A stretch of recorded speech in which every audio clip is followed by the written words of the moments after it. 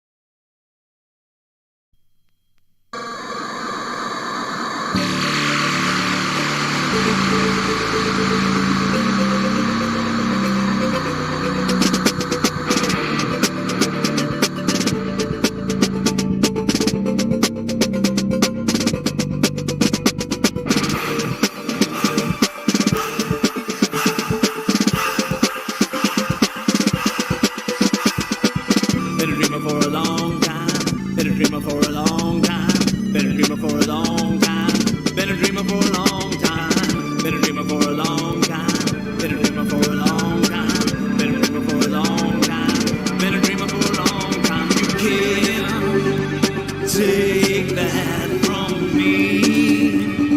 No.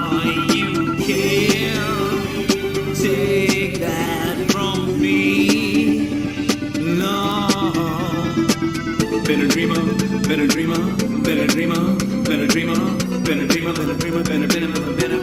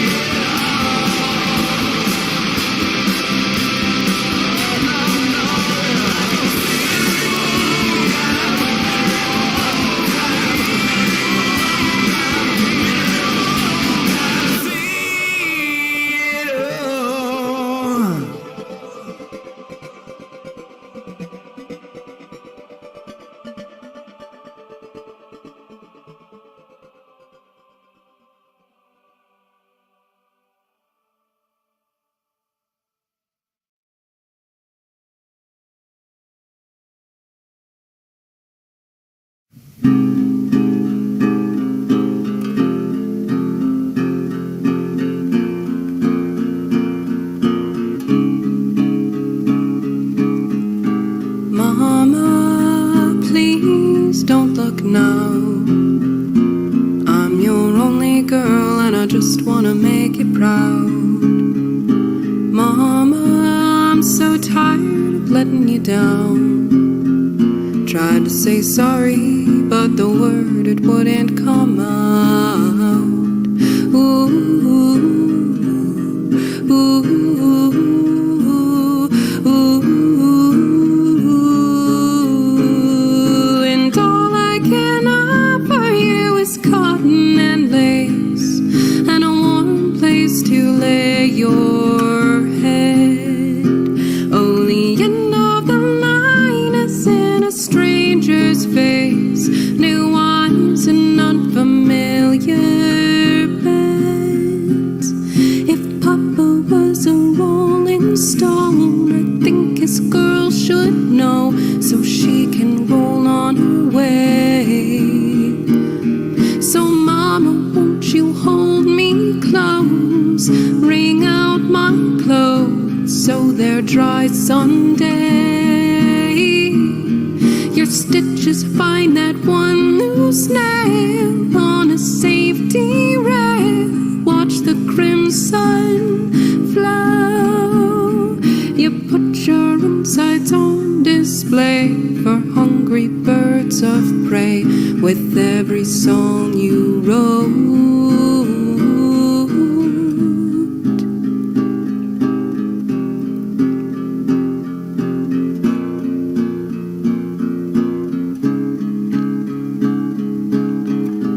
Papa, please leave me be.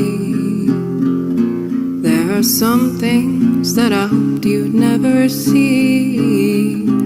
Papa, teach me how to lead on the horizon, there's a new world beckoning me. Ooh.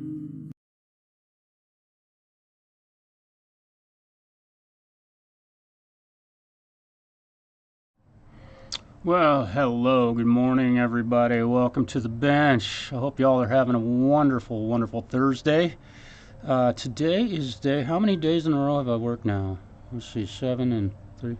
I'm on day 10 or 11 straight, and then probably have, I don't know, another 7 or so days before I can get a day off. We're covering for my journeyman, and I want to thank y'all for the kind words and words of support and encouragement for him to get well. He's doing fine, and he's home recovering, and he actually stopped by the shop yesterday, and I missed him.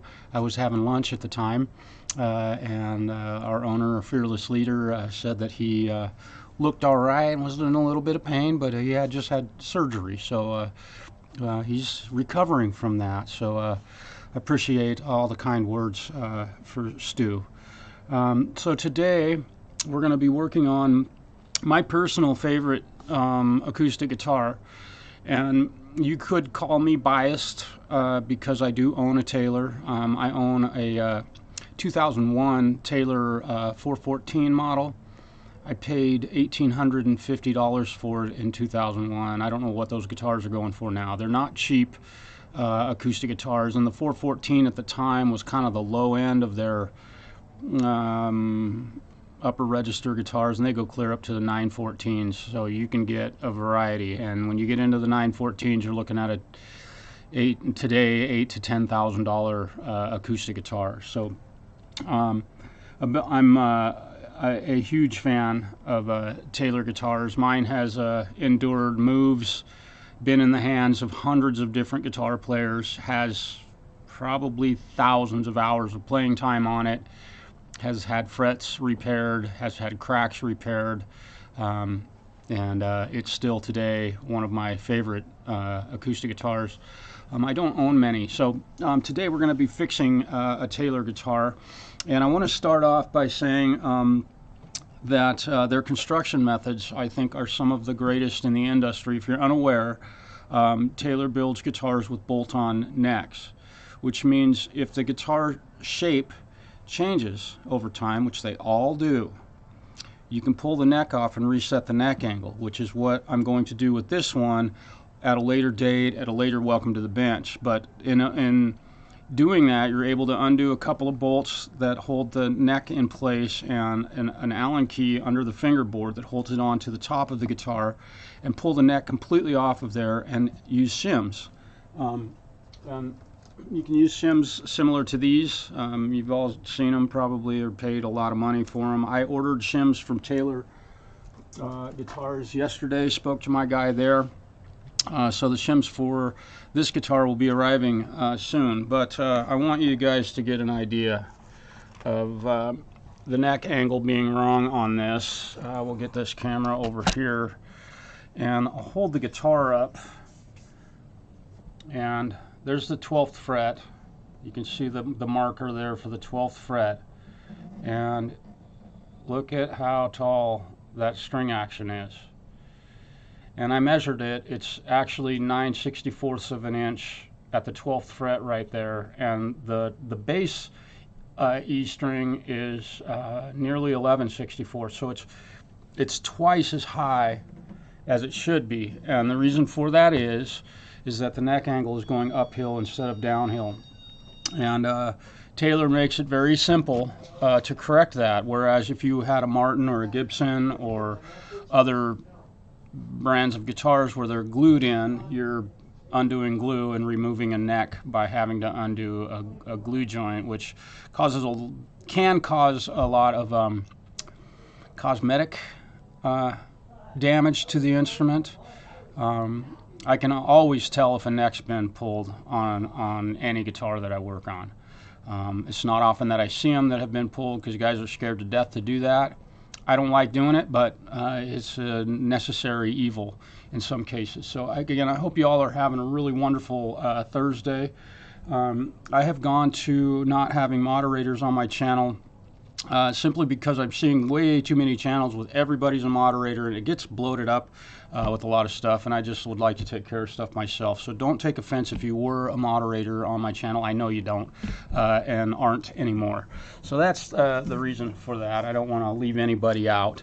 So I will be doing a shim on this neck, but I want to first tackle one of the major issues that this guitar has. And I'm hoping that I'm going to take a look at the video and see how close I can get you to seeing the damage. This thing took a hit, and I need to give it a couple seconds here to get the hi Mitch, welcome brother. I want to make sure that you can see what I'm seeing here. Yeah, all right, that's showing up very nicely in the camera.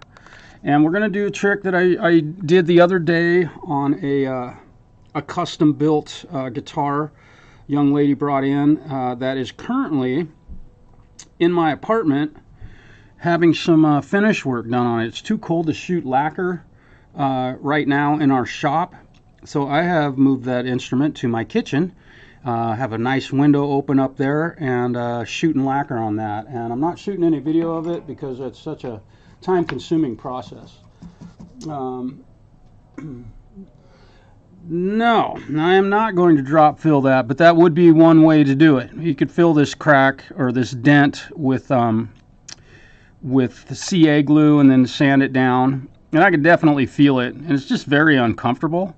There's a ding here, and hopefully you can see it, but there's a couple of dings here, and then there's another ding up here, and when you play this guitar you can feel it. This thing is terrible to play right now. What we're going to do is use the old soldering gun heat and water trick. Now you guys have seen this on probably many other YouTube channels, but I want you to actually see it work in front of your eyes. I'm using a good old-fashioned t-shirt that's wet and my soldering gun. This one's a pretty deep dent, and I can already tell that it's starting to come back out of the depths of hell where it was. We have been so busy here at the shop, and I'm grateful to all of you who have sent work my way or referred people to me. This ding might be deep enough that my steam process may not get all of it out, but we're gonna give it a shot. This is my method for doing it. You want to be careful not to burn the instrument, because this stuff can get hot in a hurry. And it's starting to pull it out of there.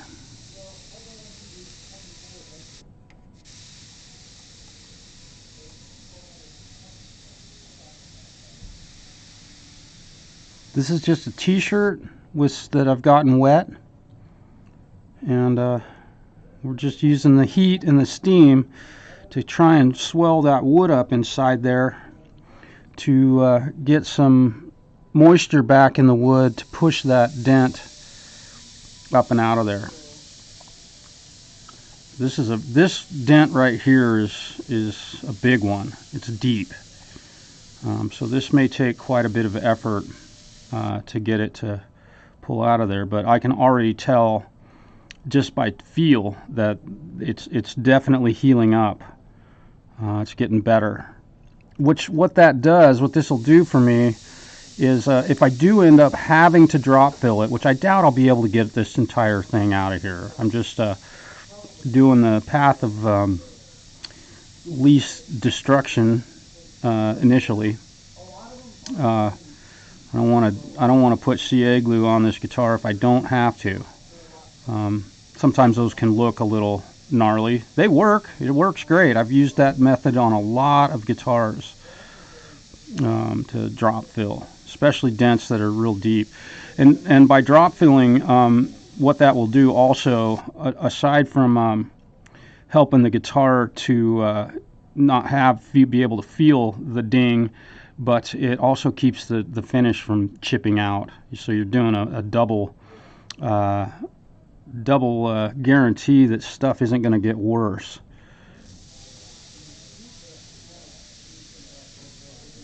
And I've got my my little cheap soldering iron turned up as hot as it will go. It does have a thermostat on it, which I love. For doing real small jobs or doing much bigger jobs, I can get the heat that I need. On this, now, you notice I'm kind of going slowly, and now I'm holding the heat down on there because I'm seeing that it's going to take a bit more to get this thing to pop back up out of there. But it's definitely improving. This is kind of a time consuming. It can take a while to get that dent to pull out.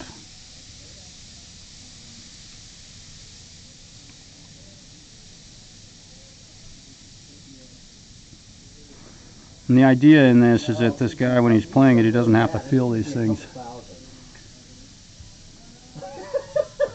Hang on. Oh, this Marshall doesn't let me talk to his customers. I own the store, but they hate it when I talk to people. This is a lady who needs a ukulele restrung. Oh, okay. On line 2, Marshall. Okay. She already hates us. Oh. Yeah, she did the groundwork for me. I did the groundwork for you. Okay. Hi, this is Marshall. Hello. Okay, baritone uke.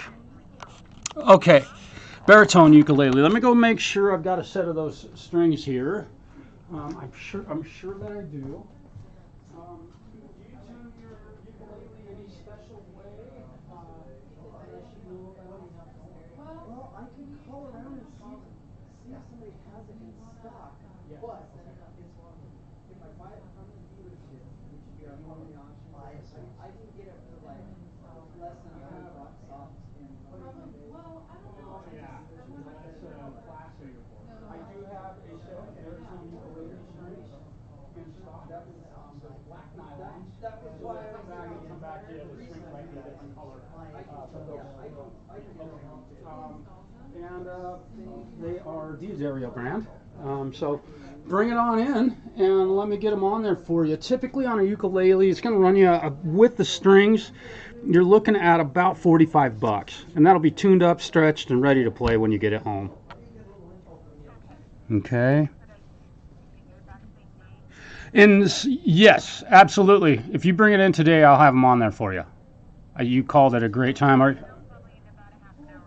Perfect. That sounds great. I'll be here. I look forward to meeting you. Okay. Thanks. Bye. All right. Ukulele strings. We love it. All right. Let's see.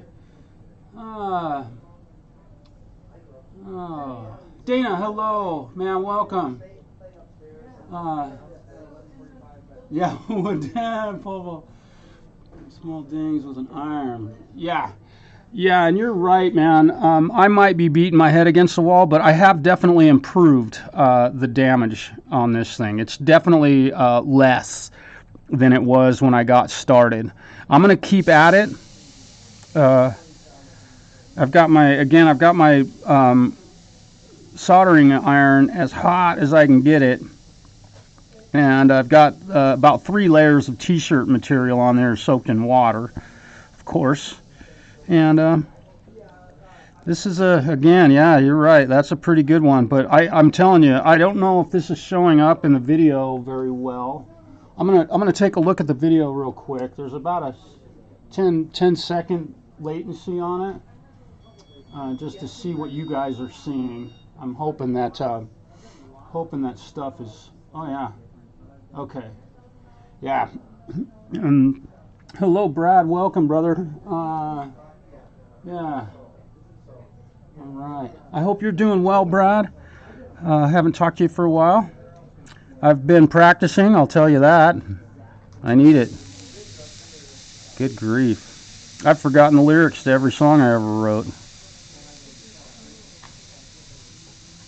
I haven't written very many songs, to be honest. I'm not a lyricist by trade. I really prefer composing music.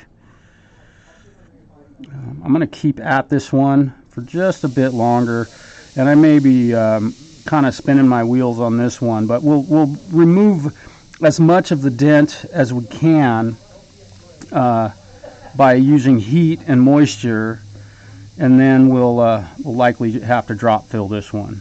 And these others might also need the same drop fill treatment, and I'll use CA glue to do that. It works great as long as you don't shoot the accelerator at it too soon.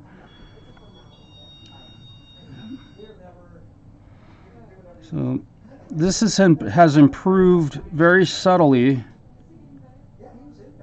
and I can definitely feel the heat in that. It's getting hot.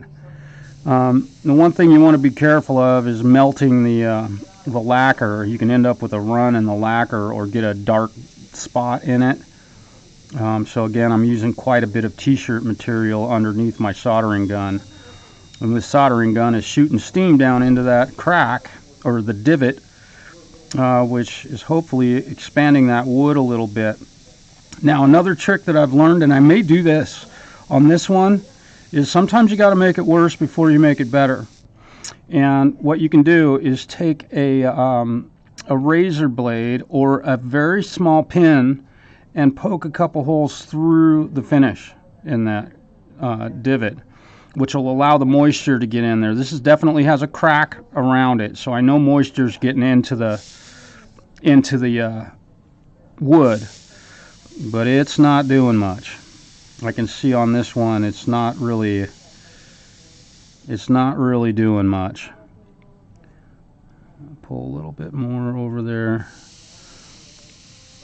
And if anybody knows anything different than I do about doing this, or has any advice on using this method, I would be happy to hear what you might have to say. I know we got a lot of guys that work on guitars and have worked on guitars a lot, and I'm always happy to learn something new.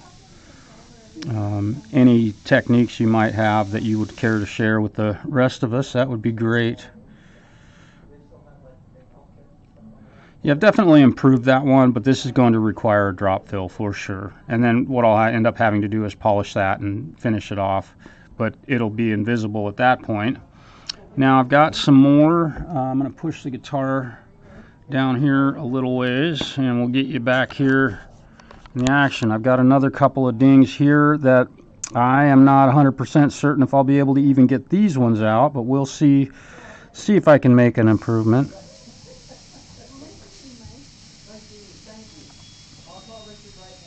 I'll be putting strings on a baritone ukulele here soon. Young lady loaned it to some youngsters, and it came back with broken strings, or a broken string. Wow. That one literally vanished. You can't even feel it. I can see, but I'm going to take a dry rag here. Isn't this exciting? And I've got another one right here. I've got to get myself positioned just right so I can really see the divots.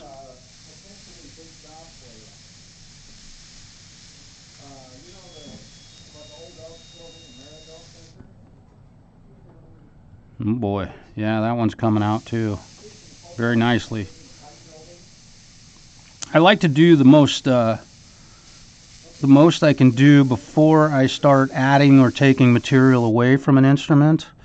Removing material from a guitar is about the last thing I ever want to do, but sometimes it's necessary. So I'm just doing as much as I can to, and I don't want to make them look like they've been repaired. I'd rather have them look natural. And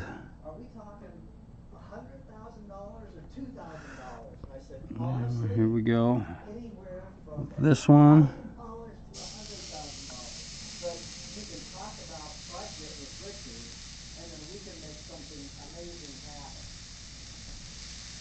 Isn't this exciting? And I'm going to check the messages real quick and see if anybody offers up any advice on doing this. Yeah, and this is definitely helping to minimize the divots that are in this neck. This thing took some hits, man.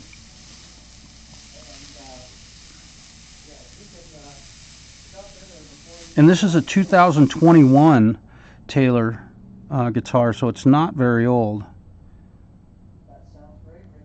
So this one is totally gone, and this one's deep enough that I think I'm going to end up having to spot fill that with some CA glue, but we'll do our best with the non-destructive method before we go destructive on this. Well, and not that CA glue is destructive, you probably won't even see it.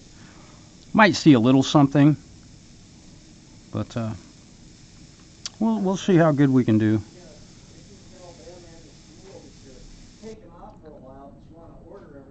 Definitely improving these divots.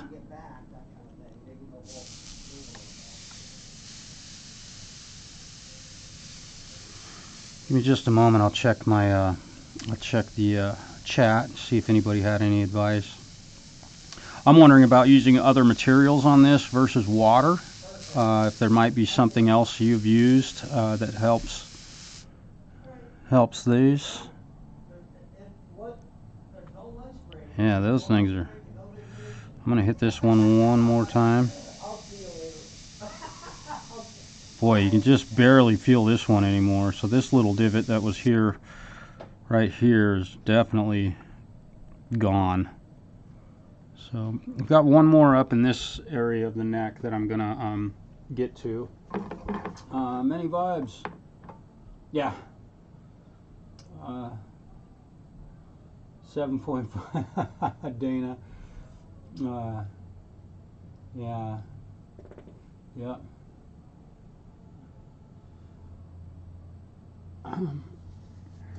Yeah, well, I live in a small enough community that I'm afforded the time to be able to take care of my clients the way I do, and I'm lucky. I don't have all the nightlife that guys that live in the big cities do. I don't have you know, availability of drummers and bass players and things like that to start bands with like most people, but I've done that. I grew up in a big city, and I spent my time doing the band thing and the nightlife and all that stuff. I don't miss it much. All right. I'm lucky, and my clients are lucky to be able to know that my availability and dedication to doing stuff right is expected. I have zero complaints. I can honestly say that. Zero. Guitars generally do not come back to me unless I've gotten the string action too low. Which I don't mind that complaint at all.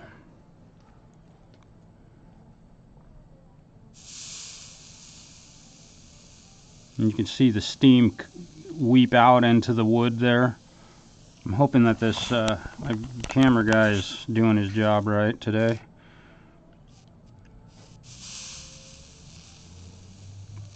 So again, we're just taking the time to get these things out of here. And you know, yesterday when the gentleman brought this instrument in, this came in yesterday. I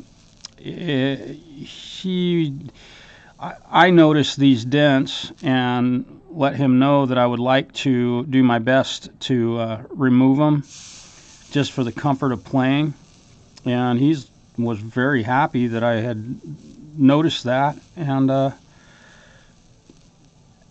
agreed to let me take the time to try and remove these.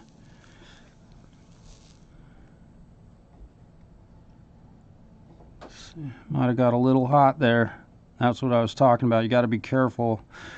But we've gotten that dent almost completely pulled out of here. You can still see it. Okay, so we're burning through the rag.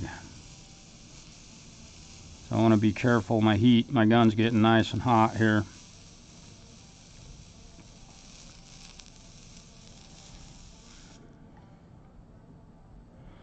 We've gotten that one to almost completely vanish. Keep putting heat on it. It's the best thing you can do at this point. Keep that heat going. Heat and steam.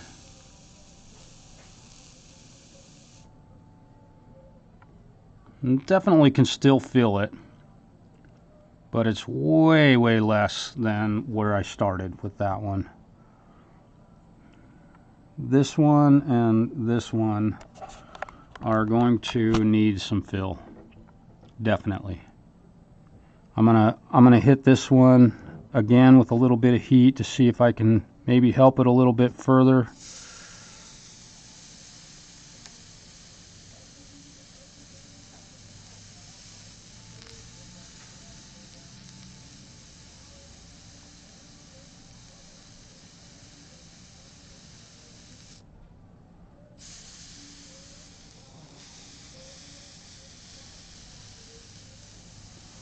I went over to a hardware store this morning to get some t-shirt rags.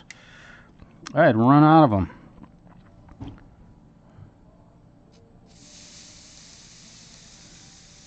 These are just cotton t-shirts. You absolutely don't want to use nylon in this case. You'll melt right through it and potentially get melted nylon on the guitar neck. Alright, so I think we're about at a point now where I'm at the point where I think I've done enough with the heat. I'm not going to be able to get these completely out of here. So, time for some spot filling. And I believe, who was it? Who was it that said that? Was it Pole Vault that said something about spot filling on that? I'm not sure. Why didn't I get us beverages when I was out driving around? I think I'll go. Do you want one? I love a Diet Pepsi. All right. So cool. My boss loves Diet Pepsi and iced tea, so he runs over to the shop next door, and the Cock and Bull. If you're ever in LeGrand, stop at the Cock and Bull and get lunch or dinner. It's fantastic. They make the best turkey sandwich ever. And they were so helpful to me when things went south with my home being destroyed. So, yeah, Dana, I'm in the same boat, man. The camera guy's doing all right. Thanks, Palcro, Richard. Yeah, well, you know, and what I'm just showing you, it will work to remove pretty small dings in your guitar. So it's something, if you take a little effort, if you've got a decent soldering gun, this is a cheap one. I think I paid $12 for it. And again, it's got a thermostat, so I can turn the temperature down or up. Take a little time and see if you can't, in a wet t-shirt, I love wet t-shirts, right? And see if you can't pull those dents out of there. If they're in the neck, you can feel them when you're playing, and that's kind of uncomfortable to me. I like having a real nice smooth surface. Hello, Josh.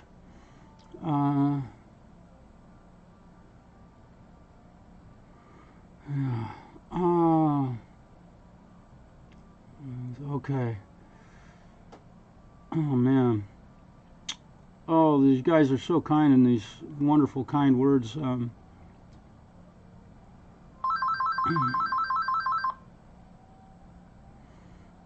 Yeah, Diet Pepsi. Hello, Vancini, my brother. 3 Oregonians in the chat today. I appreciate you stopping in today and spending some time with me. And Vancini, I recorded a song with my dad recently. I gotta grab this phone. Well, Richard, what's happening?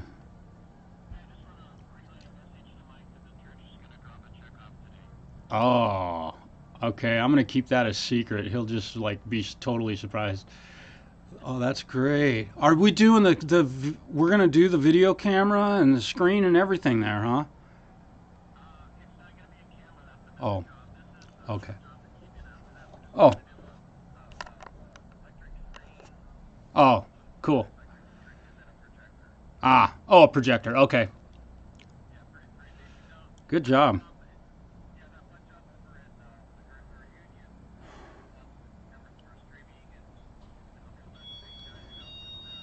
Yeah.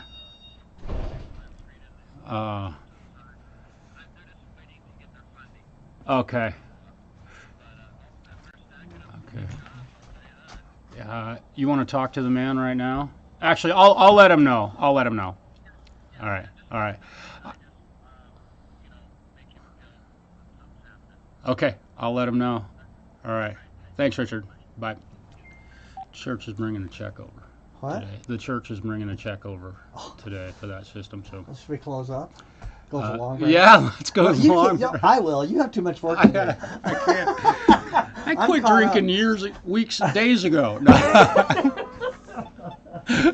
Great. Well, he's got two Yep. or three big. And That's a big project he's gonna do on that. And he's got that field. I mean, they're talking about the Enterprise Arena. Yeah. That, and then he's got one at Island Man. City, and this Meridell Hall. You know, that used to be Yeah, the yeah. Elks. Well, there's a label manufacturing plant going in there but upstairs there's that ballroom. Mm-hmm. They want to make it an event place and put in a PA system. She said, "How much is it going to be? Like 2,000 or 100,000?" And I said, "It depends. What's your budget? And Yes. we'll make some shit happen." Right. You know, if you tell We should go totally digital on that. Totally digital. Make them buy a laptop and monitors or a tower and monitors and go that route. I mean, it's you have so much control and power at that point. But that's something I don't know how much Richard knows. But if it was my club, that's what you do. 100%. Well, Yeah. we'll see what Richard comes up with, and then Yeah. I think he's contacting them, and then I think he'll go. He's pretty good at smooshing these people, Yeah. you know, and Yeah. it's really can you believe how much it's taken off your plate Oh. and Chris's plate? I don't know if I could do. I can't work 28/7. Well, it would just mean the shit wouldn't get done, and Yeah. it would, and Yeah. this It is is what you good. love to do. And Richard, and were you able to find any binding for that guitar? I haven't ordered it yet. I talked with Chris about it the other day, and he's not in a big hurry. I want to get that done, but I just walk by it and I go, "Fuck, I abused I this know. poor thing." I just want to. I feel like it's a spouse of mine that I beat the fuck out of. And so, yeah, you you know? need to go to jail for that one. now. You know? Yeah, I think what I'm Guitar gonna have to player do, jail. I'm gonna have to order 2 pieces of Do what you enough need to get all the way around it, and then double layer it because it's God, that stuff is the whitest. Do what you need to do, and Okay. it's not. I mean, I'm not rushing you because it's not critical. I just We could go herringbone, but it'll cost you $4,000. 400. How much? $4,000. Oh no! Come on, I ain't was gonna that say cheap. 400. I was gonna go. That's gonna be what it is, you know. Yeah, I'll get some. I'll have to order some of that. What is it? Tortoiseshell. When you need a break. Okay. Yeah. Woohoo! We got some very interesting work that I've got coming up. Yeah, you guys. I see a lot of you. Yeah, like Pole Vault said, there's no Marshall around me, and I get it, man.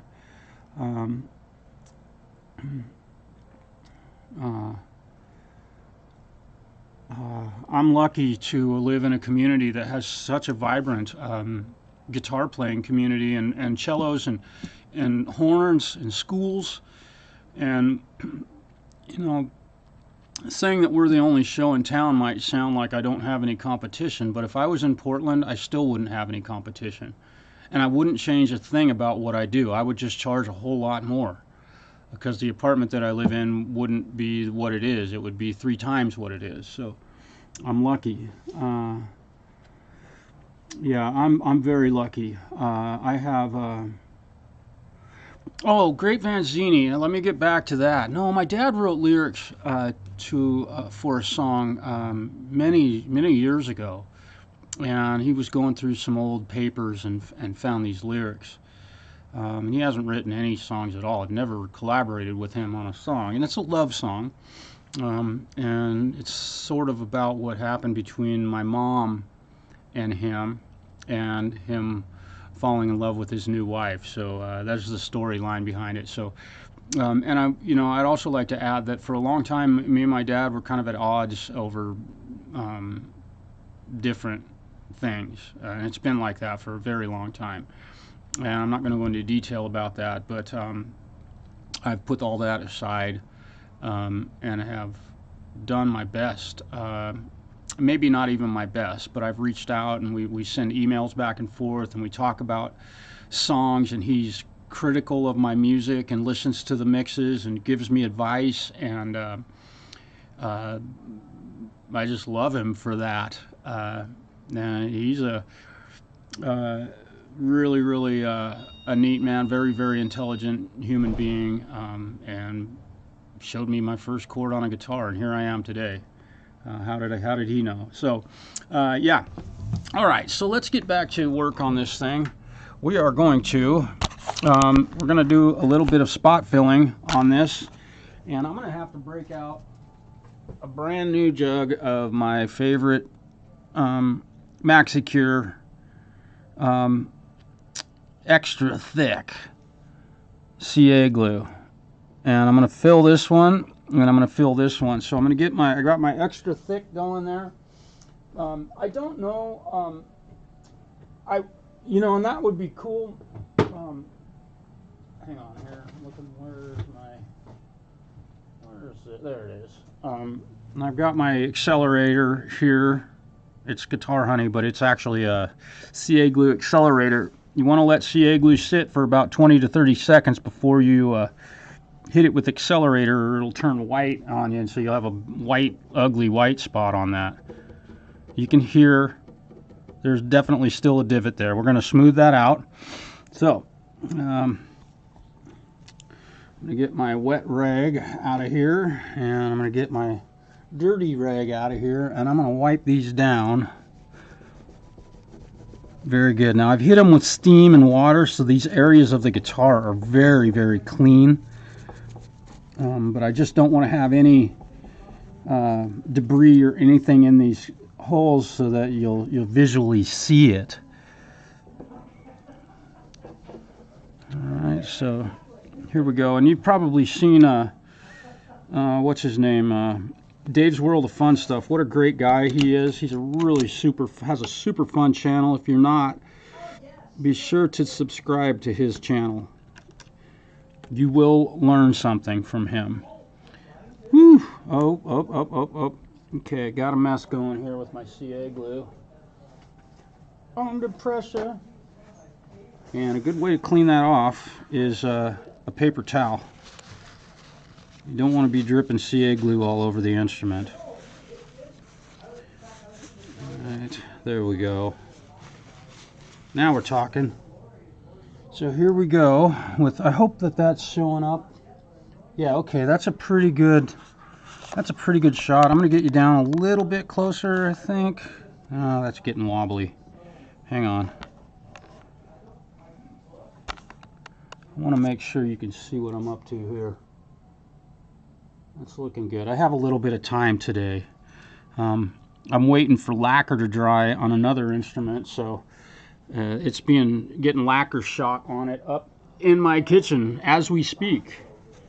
And that's one where, as you might well know, matching finish on an acoustic or on any guitar is one of the most difficult tasks that we're faced with as a tech. Like if I had to shoot lacquer on this thing and match the color, boy, that can be tricky.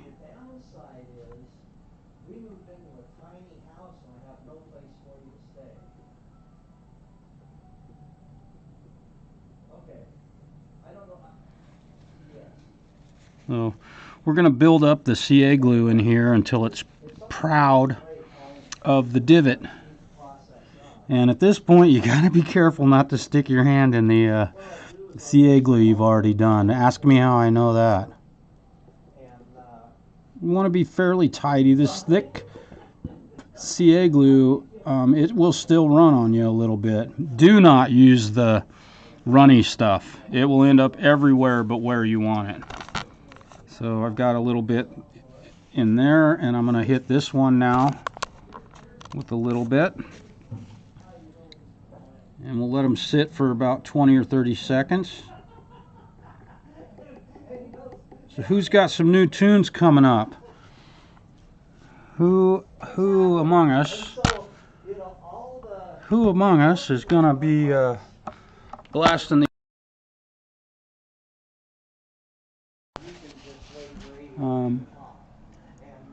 Hello, Zach. All with furniture. Yeah.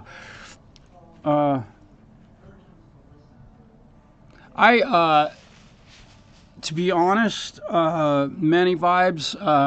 I've spot filled acoustic instruments and electric instruments, and I got to be honest. And here's where we need to like where the kind of where the rubber hits the road.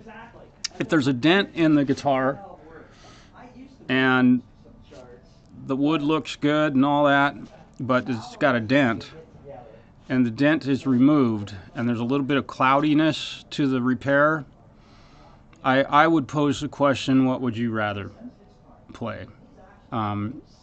So if the CA glue does cloud up over time, I can't say that I've seen one cloud up,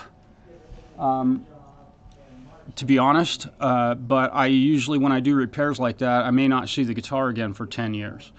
So that's my take on that, but that's a good point to make.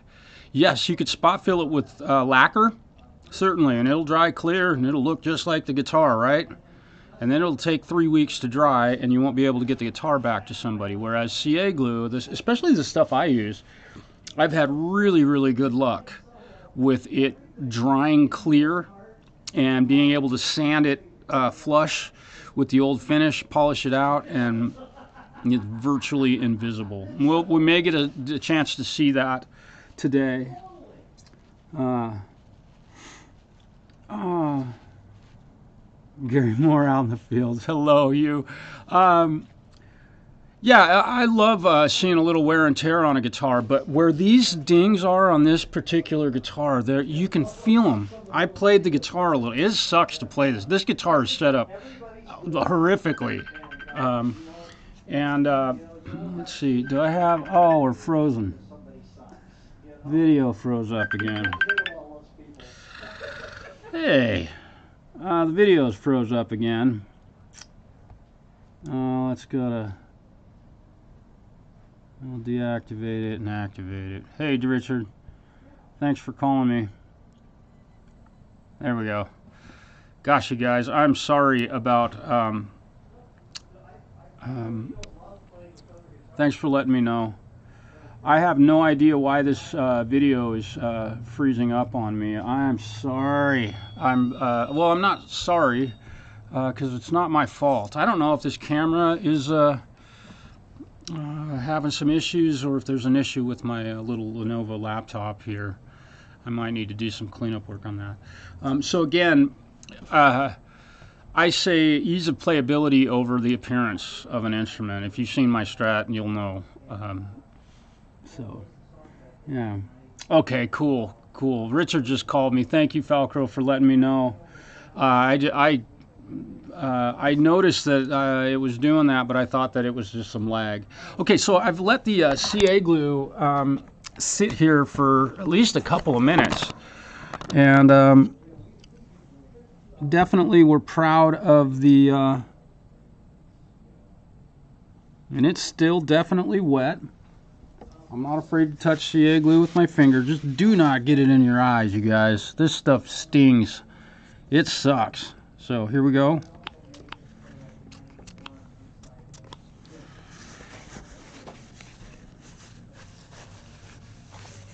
And voila. As you can see, the outer surface of it will get rough a little bit when you hit it with the hardener or the actuator. But we're looking real good. So here we go. We're going to hit them with a little bit more CA glue. I think my ukulele just showed up. I'm going to hold off on putting glue on this. We got a... Yeah, a customer that I was rude to on the phone. She's used to me though. When she walked in, I went, "Oh, I'll bet you that's who I am." Yeah, you say that all to me all the time. Okay. Probably going to take me maybe a half hour or so. Oh, that'll be fine. Is that all yep, right? I got some errands to run. Okay, and that'll be grand. Let me just... I'm gonna put this in a safe spot here. I'm doing a live video stream right now, so people are. I have 18 million people watching me fix a guitar. Let me real quick. Let me mute the audio on this. You guys, I'll be right back. Give me a moment. Here's what this beautiful Taylor looks like. Give me just a moment here.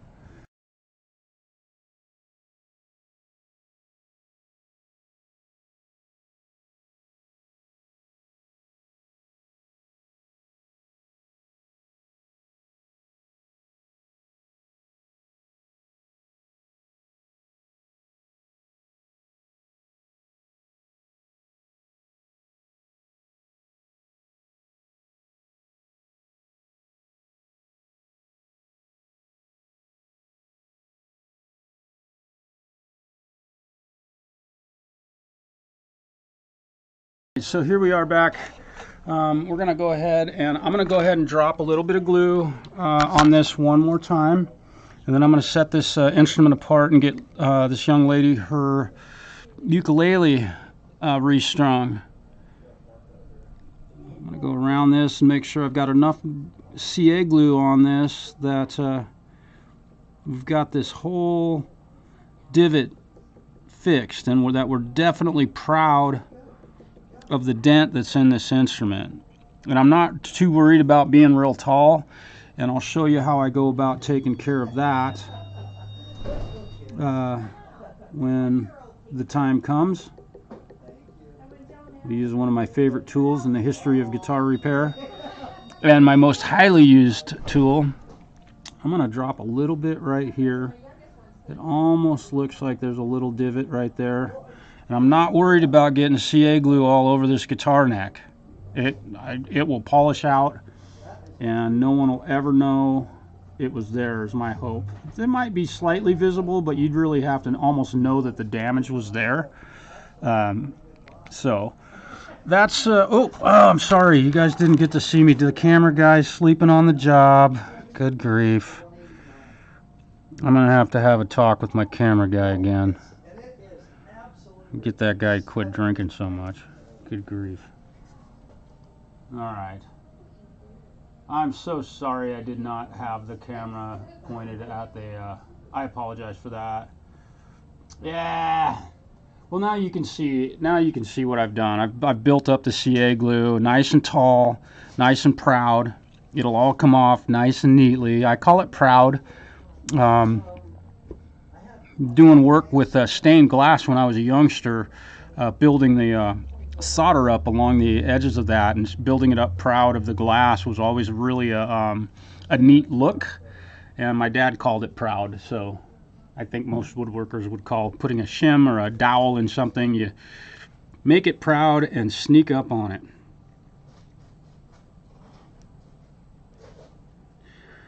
Never cut once. That'd be oh, it's almost foolish.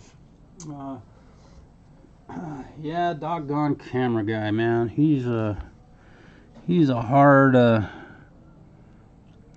guy to get square. Get him plumb and level and square. All that.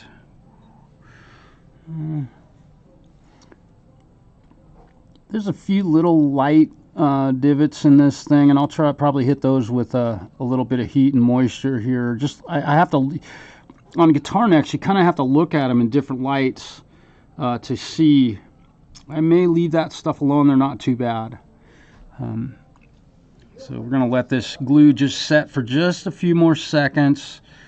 Usually 20 or 30 seconds is enough that when you do hit it with the accelerator, it doesn't turn white. Which that can make a repair look really bad. It'll work, but you'll be able to see it very clearly. She's gonna buy this too. Oh, it sweet. feels perfect, but I was just gonna have you give it the once over. Let me give it. Oh, careful, that thing's wet. Yeah. All right. And then throw it in a Excellent. bag. Okay, do a bag with that one. Yep. Okay. I told him $200 for it, so it's a good deal. All right, man. You're just giving stuff away today. Good grief. It's fun once in a while, especially. All right, so let's go ahead and we'll hit it with some accelerator.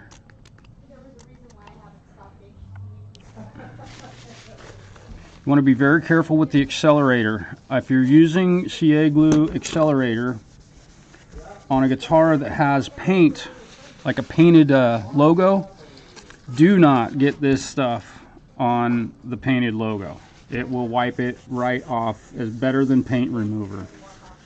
It doesn't have there does no damage to lacquer or anything like that. It doesn't discolor it or melt it or anything like that. So that's a good thing. But be very careful with this if you have paint on an instrument. Even like knobs, like these are plastic, but on this Taylor. But if this white was painted on there, and I got some of this on these white, like on a Fender Strat where the paint, you'll knock that color right off of there. All right, let's get some strings on a ukulele. We're ready to shift gears. Here we go. Yeah, so we'll get back to this in just a moment. I'm gonna go ahead and put it back in its case. Taylor makes some of the most beautiful guitar cases. Where did our baritone? So we're going to put some strings on a baritone ukulele. I have no idea what I might be up against. We shall see. Let me get you pointed down here. In the business. The camera guy is just, boy, it's tough to do all this on your own. Okay. Ooh, that sounds great.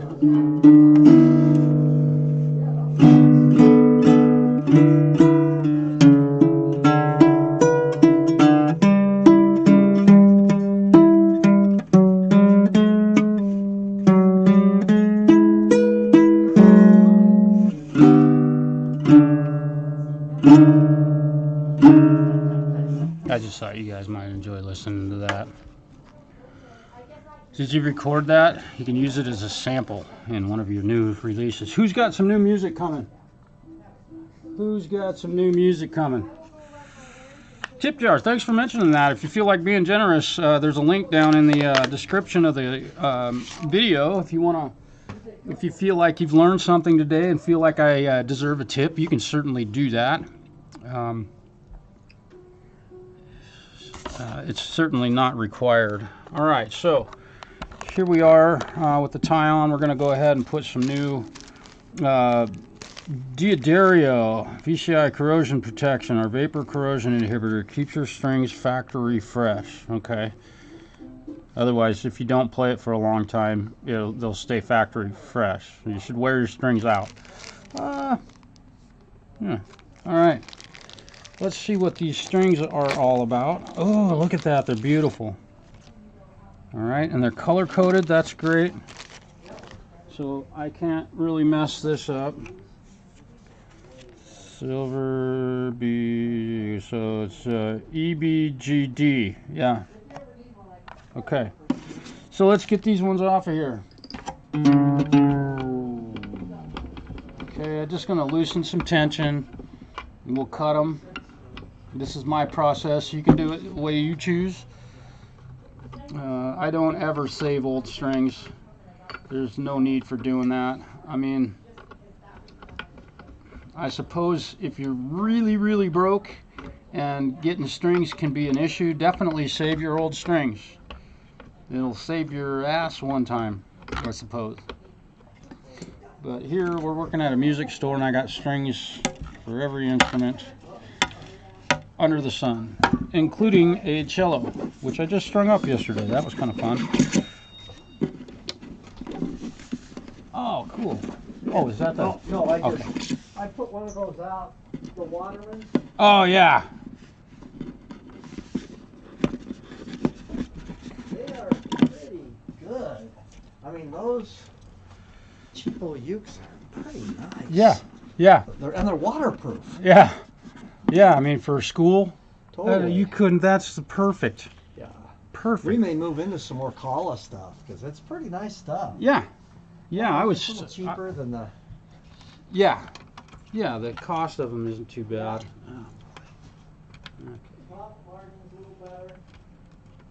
Oh, okay, so here we go with another basically knot tying.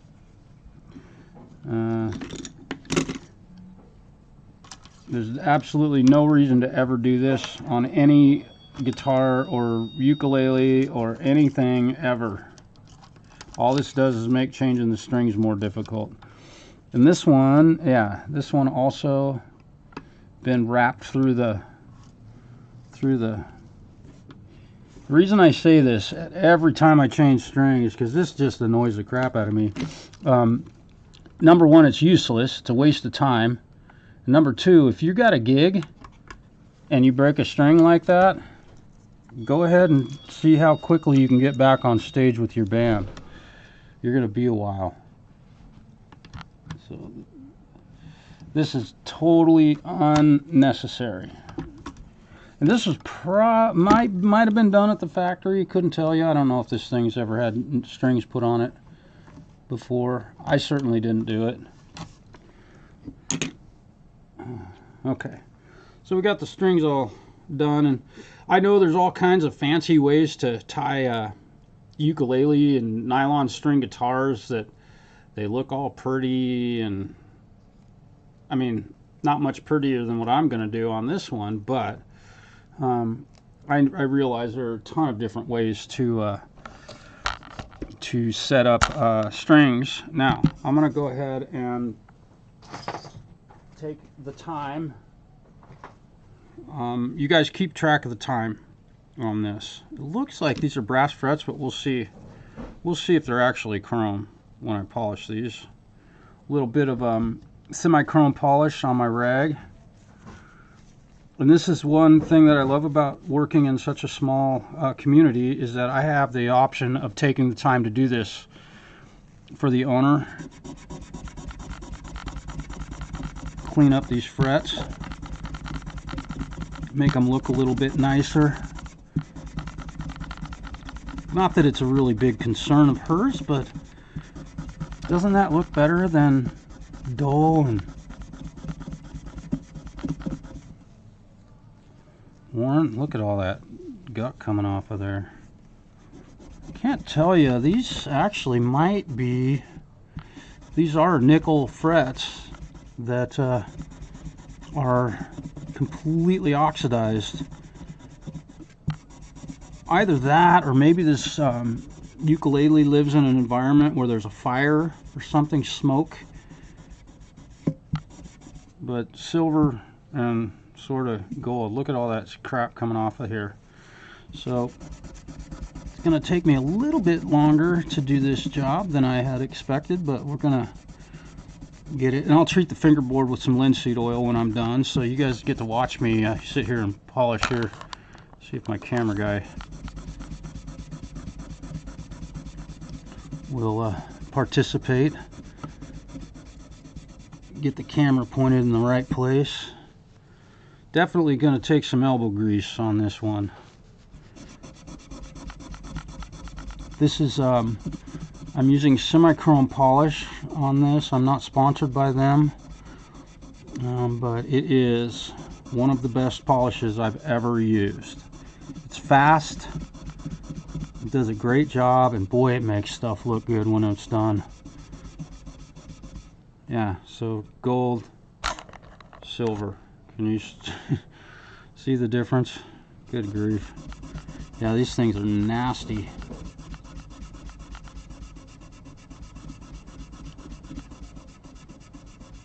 This is just the little extra step that I take for this young lady so that her instrument will look nice when I give it back to her. She may not even notice.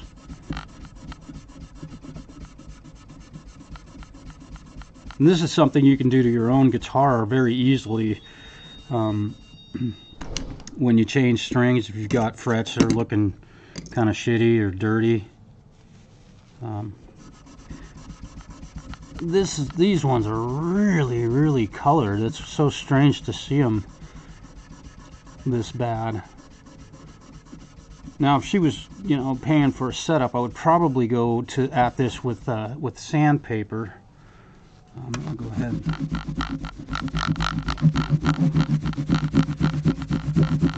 But this is just a string change, and I can't leave an instrument looking like that, even if I'm just putting strings on it. That would be disrespectful to the owner.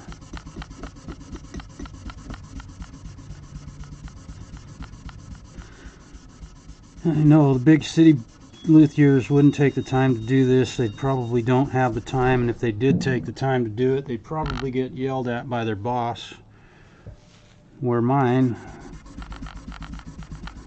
tells me, good job, you did what was necessary. And just so everybody's aware, our shop has been open. The owner of this business has owned this business for 45 years, and we've made it through a couple of depressions, several presidencies,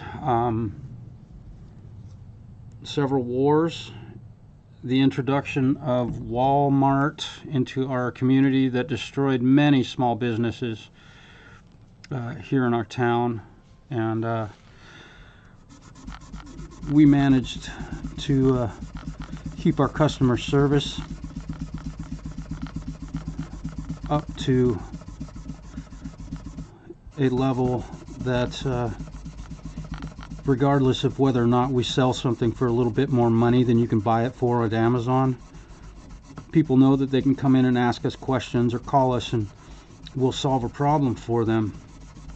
And we're all very proud of that. We offer some of the best car audio service, I think, on the West Coast.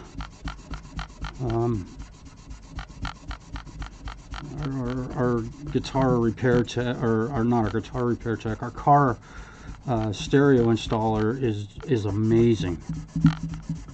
He does some stuff with car audio equipment that is just beyond belief. We have some very, very loud cars in our community. You can hear them coming from blocks away, like mine. I have one of the loudest car stereos in town. Thus I can't hear. So it's good that it's loud, because yes, I can hear at that point. So we've gone from having nasty frets to having gold colored frets to having silver colored frets. The couple of these that I want to hit again that I'm noticing don't look as nice as the rest. It's kind of strange. All right.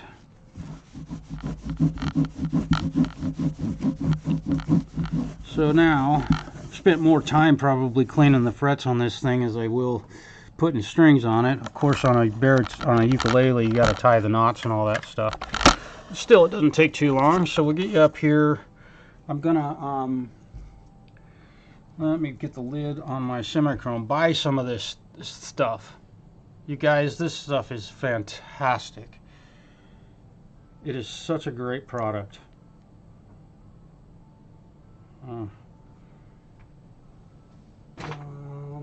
Now we're gonna bust out the Roncinol and a paper towel. I try to go sparingly with my use of paper towels just to save a tree. Let's see. I'll open this bad boy up. Roncinol does a good job of removing any of the excess polish that might be on the wood here. So, and it also helps these things burn very quickly. Okay.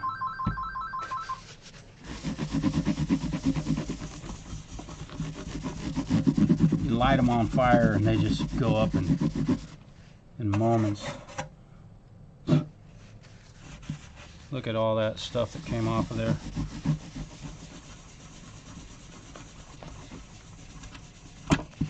Alright, we're looking real good. Looking real good. I'm feeling real good about this one.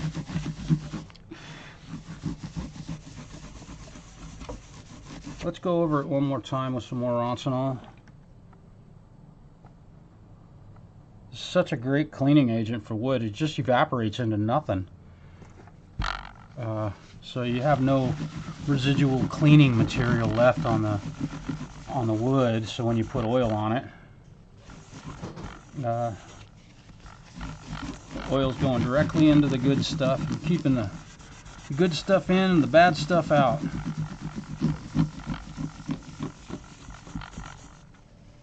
There we go. Liking it. This is stuff that I really don't have to do on this instrument, but I do it anyway. Go that extra mile. And so we're going to treat this with linseed oil, and then we'll also take some of that linseed oil and put it on the bridge on this thing. Let me see. It's got a glued in saddle, so way too much. Perfect. Where did I get that from? Anybody all recognize that line? This has all the dinosaurs and vitamins and stuff in it that the wood needs to live a long, healthy life. So I've got this little bit left. We'll take it over here to the bridge and treat the bridge with it. It's exposed wood, it's unfinished. Might as well put some oil on it, right? Makes the stuff just look really nice also. This is kind of the glory moment of doing this work, when the neck just comes right back to life.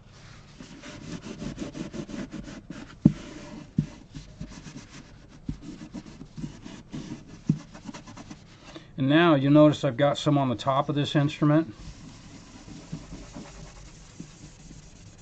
Let's go ahead with it and look at how beautiful that stuff just pops.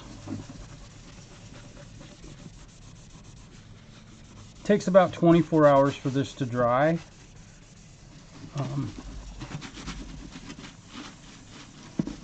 I use the unboiled linseed oil. I know guys use the boiled stuff. It doesn't matter. The boiled stuff just dries a little more quickly. The actual effect on the instrument is no better or worse using it either, or using one or the other. Look at that. Isn't that beautiful?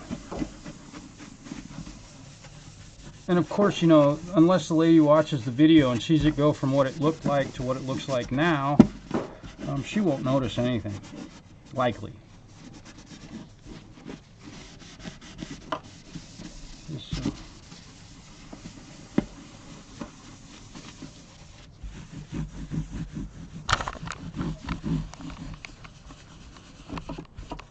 Beautiful. Look at that. Took that old stinky old looking baritone ukulele, turned it into something that's just absolutely gorgeous in just a couple of small moments. Here.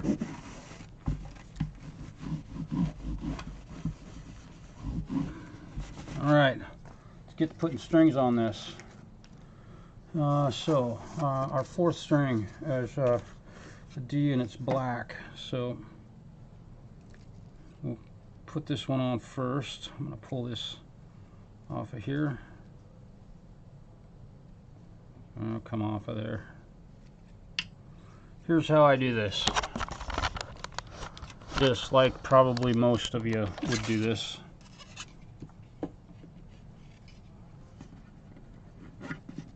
And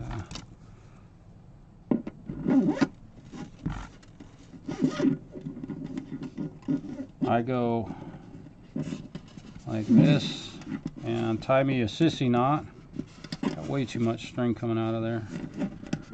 2 wraps with enough sticking out the end. Pull it taut.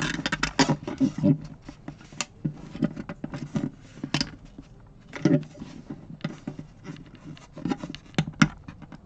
we go. And then string it up like I do every guitar. I'm going to do 3 wraps. No, I'm going to do 2 on this one. I'm sorry. I forget that these nylon strings stretch quite a ways. Once through the machine head, pull it taut, and keep all the windings. That's why it's good to keep yourself a little thumbnail.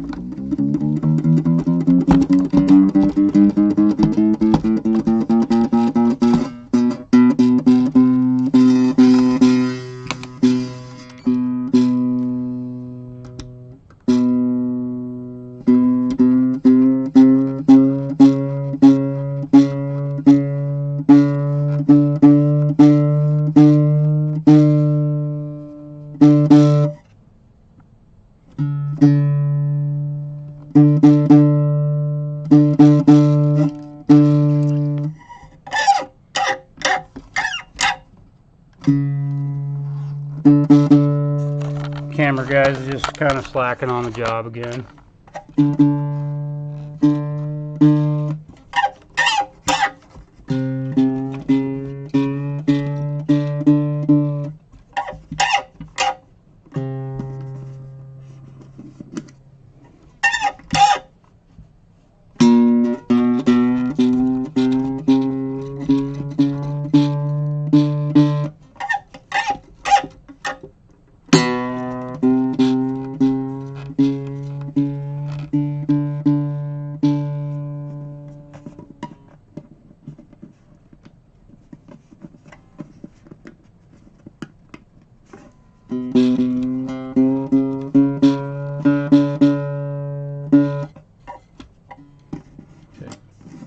I'm going to go ahead and set my A string in here, which is, or I'm sorry, the G string, which is green.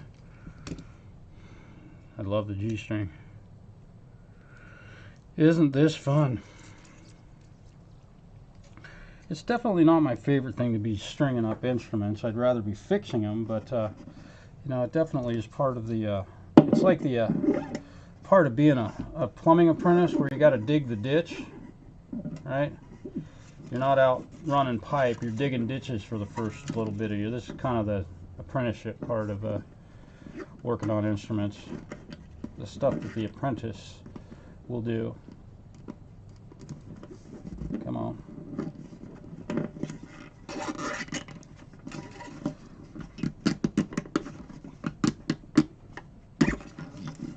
Oh, and I almost forgot, you guys aren't watching down here. My camera guy's slacking again.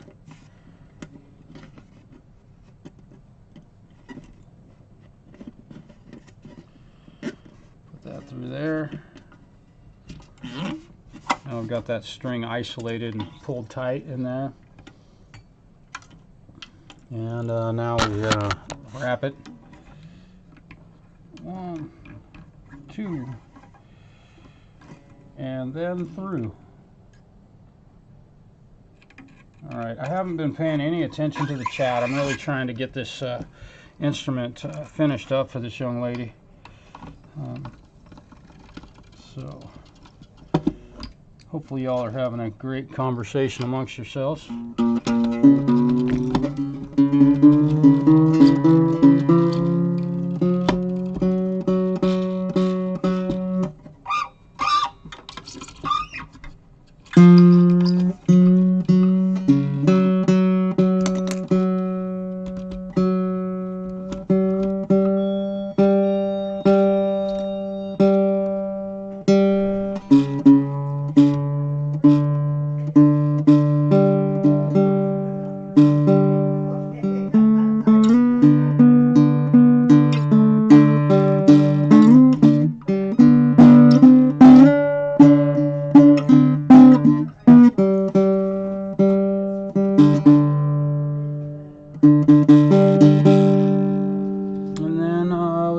Purple.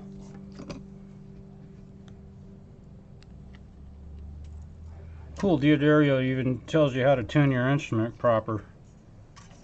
So I'm gonna go this time. We'll get you down here in the action. I'm gonna go this way, I think. Yeah, there we go. Look at that. And we'll tie a knot. Let's see, how do I want to do this? Let's go this way.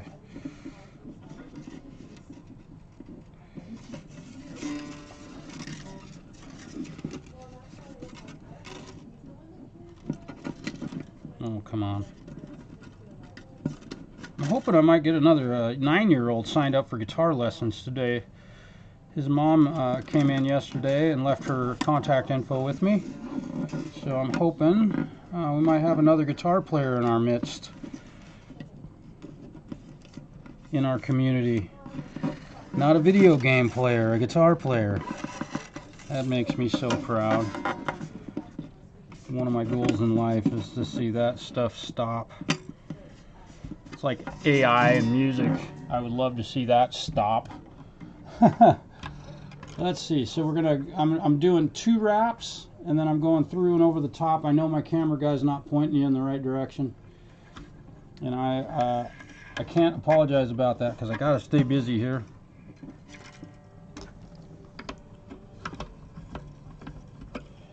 Let me see if I can get you pointed in the right.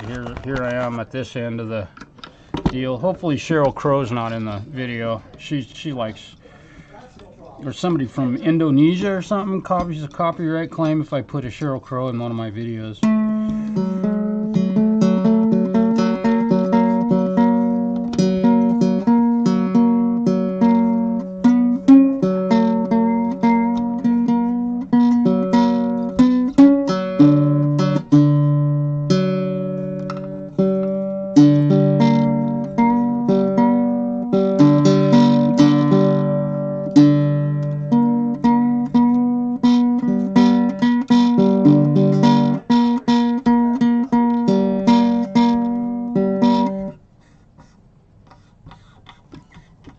Stretchy stretch. You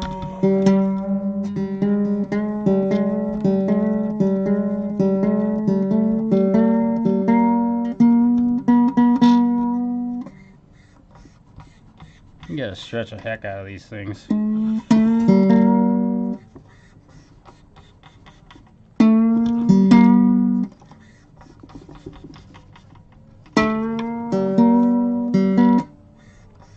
Now we're getting there. Let's see where we're at tuning.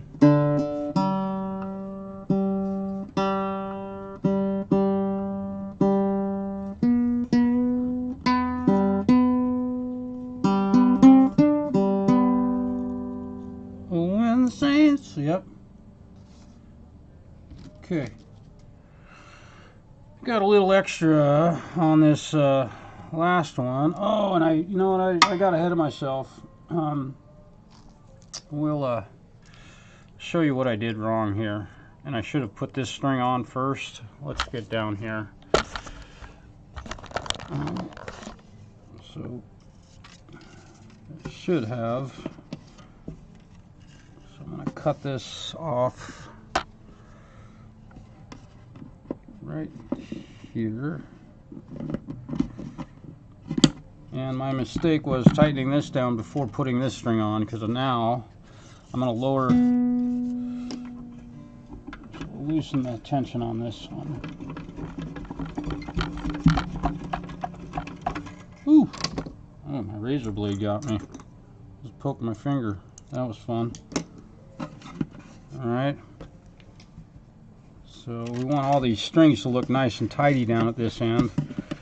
This one is not really behaving very well. I'm not quite sure why, but it'll do the trick. Let me see if I can get this fed through there. Come on. So no, can't find the hole. Good grief. There we go.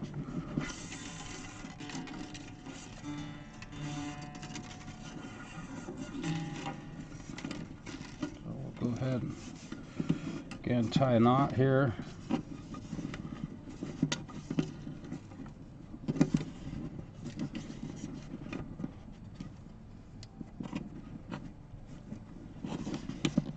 Have you guys seen those fancy knots that some guys tie in these classical instruments? For stringing these up, and I don't know what the reason for it is, aside from it looks cool, but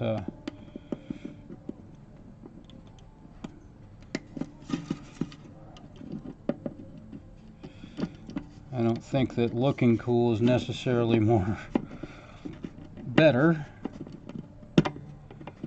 but maybe it is. There we go. So now we've got all of our strings. Oops. And I forgot this one. We got to get this one stuck under here. Boy, I look like an amateur right now. Amateur hour.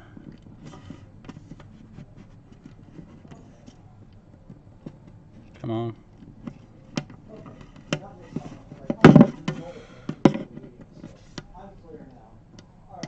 There we go. not really happy with the way this looks, and I'm not quite sure why it looks so disarrayed here. I haven't had a string do this kind of stuff and this kind of stuff.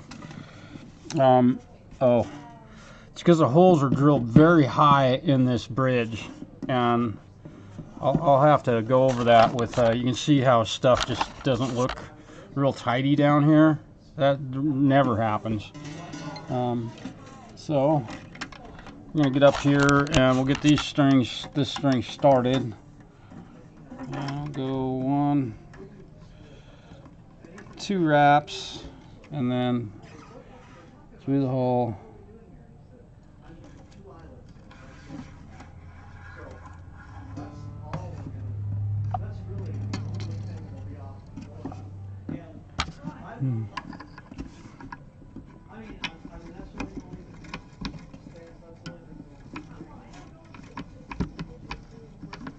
And there we go. String changing 101. Although this is advanced string changing because it's a nylon instrument, and it's like one of the, I don't own one. I'm not a fan.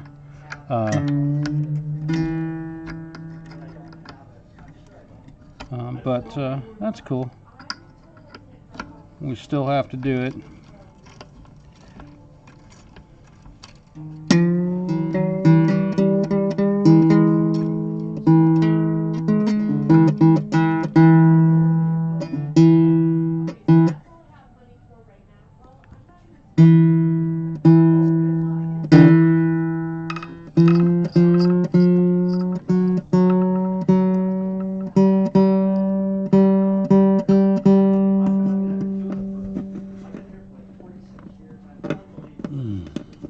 Well, I'm really not proud of how this is looking down here. Not at all. This is really strange. Yeah, it's just because they drilled the holes through this bridge so high. Let me show you back here. Getting these strings to sit behind here is just not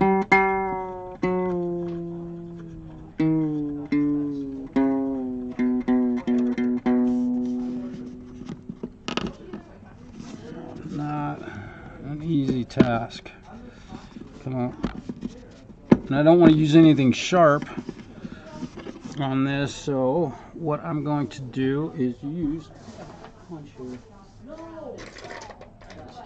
yeah, we'll try this to push that string back. There we go. And we'll use it to push this string back. Okay. Cut this one off. Looks terrible like that. There we go. Yeah, look how this one wound, and it's just strange. I think it's because these holes are drilled so high. Kind of got to do everything twice. I'm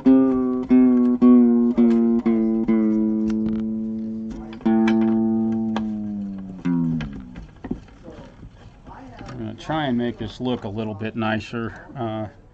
Not that that matters at all. All that is keeping that string from like sticking up straight up in the air or whatever.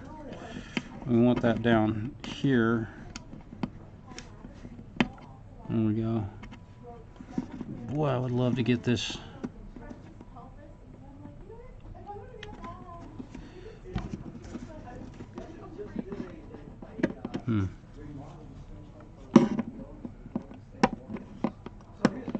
I can't get a hold of that.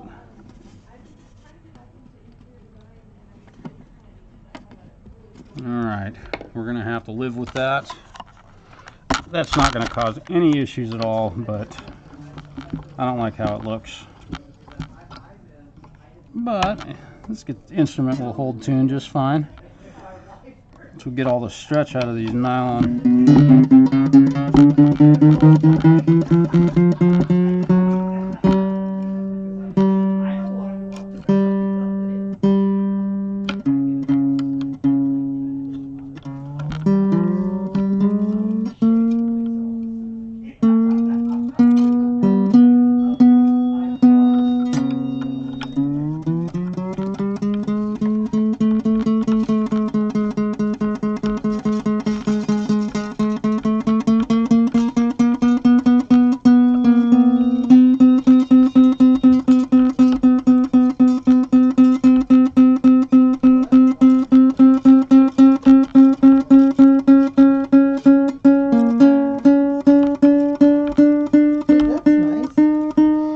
Yeah. But look at the string action on that. Super high. You could fly an elephant through there, man. So that says it's poster fit, and that says it's poster fit. But that looks like it's more of a fit. And I thought it was that one, but when I looked at it, I think it's that one. And that's a cool box too. I like that box better. It's 10s. No, it's 12. This is.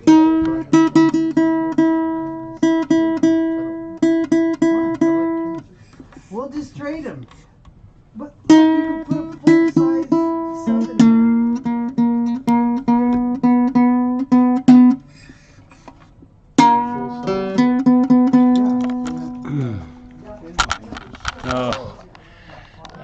Put nylon strings on instruments. Can you smell my sarcasm? Yeah. Not 10. It looks like 12. I have one other box. It's due for a coffee. It looks like that. Yeah. Let's see. We can try all of them. If that's the only one that fits. We'll Yeah. put I'm it just in there saying that and I let it- personally prefer 10s over 12s. Well, you could listen to it. Yeah, Hugh, it's, and I brought up AI, and I probably shouldn't have touched that. I have not used it. I was looking for a word to rhyme with another word, and I asked a friend about that word, and you know, I don't own a songwriter's rhyming dictionary either. I try and use my own brain to come up with words or invent words. And my friend immediately got on whatever that website is that has the AI and typed the word in and got multiple answers for this word that rhymed with this other word. And you know, in an application like that, that's pretty cool. But for writing song lyrics, fuck you. You're gonna use that shit for that? Fuck you. And I mean that. Don't let me know that you used AI for a chord progression or something. I grew up when you had to learn and earn your music. So AI is not. I'm not a fan, and I realize you've got to embrace it. And I'm going to be one of the few living humans in the near future that doesn't use it. I think. I hope that you won't. I have faith in humanity that will keep our brains being challenged. Buy a book, or you know, of course, if you can buy one anymore with all of that. Yeah. Enjoy the Reaper. Yeah. Oh, are you talking about last night's video, Hugh? That was a kind of fun video last night. And there's another thing. If you do use Reaper, be sure to subscribe and get the notifications for the Reaper blog and Reaper TV. John Tidy and what's the other guy's name? Kenny Goya. Kenny's got a weird approach to the way he speaks, but man, that dude puts out some really, really great videos. Be sure to sub. All right, thanks, Hugh. Yeah, that was fun. Let's see if I can duplicate this shirt on. I'm wearing the same shirt too. I'm sorry. No, I didn't get dirty yesterday, so, and I'm not trying to impress anybody. Yeah. They're working good today.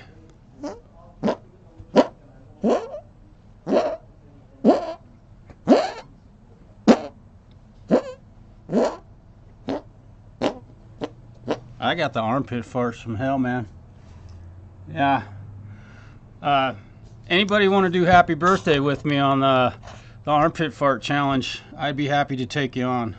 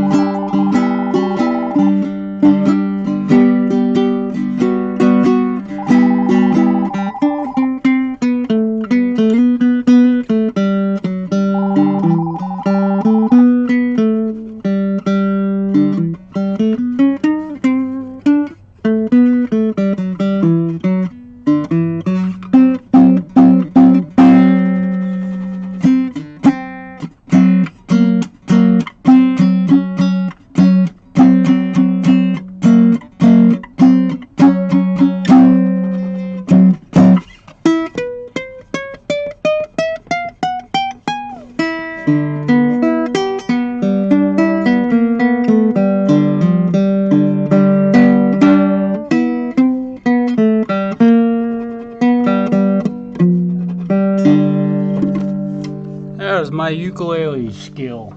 I have none. We're about done with this one. Got to stretch them a little bit more. Well, I'll go over them once or twice more. I'm going to take Yeah, this to the bank. Perfect. All right. Oh, is that the church? Yeah. Okay. All right. It's semi-tricky, so, but 50%? I'll go over it with you. Okay. Yeah. Perfect. Excellent. Cool. We got a big project going at a local church with some video equipment. So, God bless them.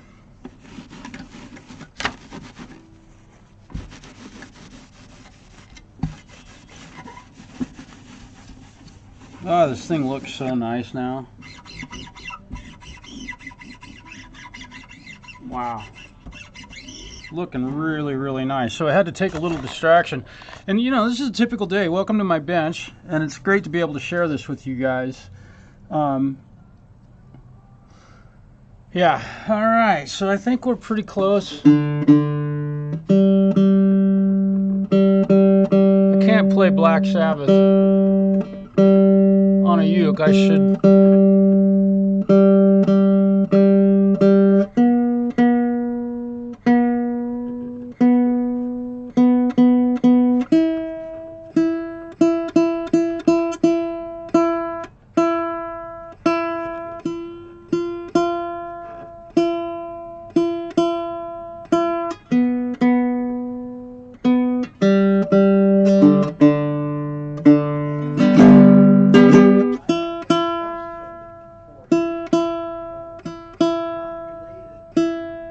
That's weird.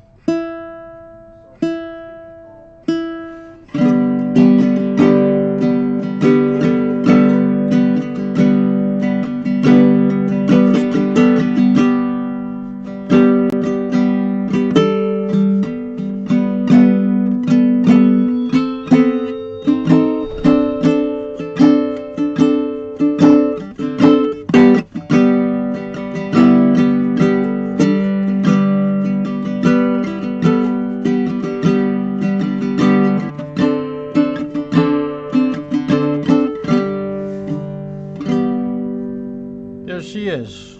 C major and I think that's G7.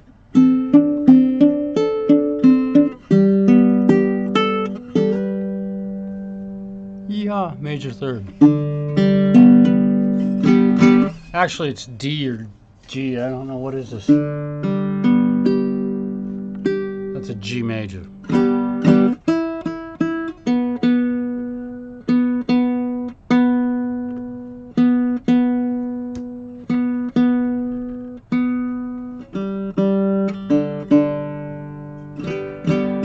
There we go.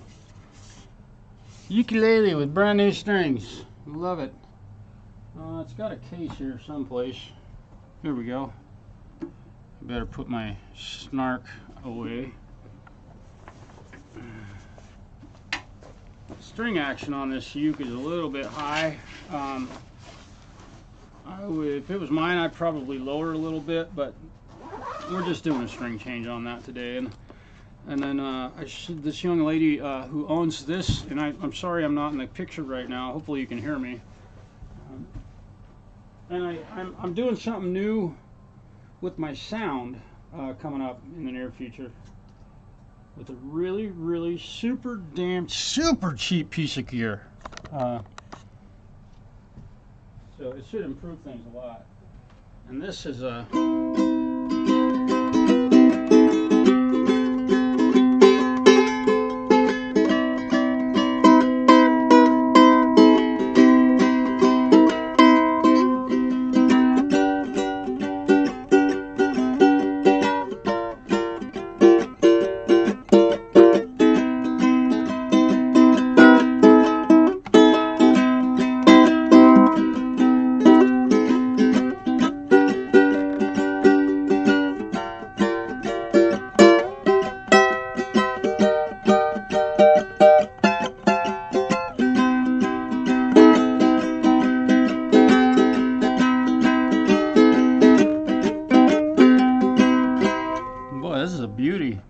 solid spruce top. This is a Teton uke with spalted maple back and sides. Man, really nice hardware on it. Yeah, this is a good one.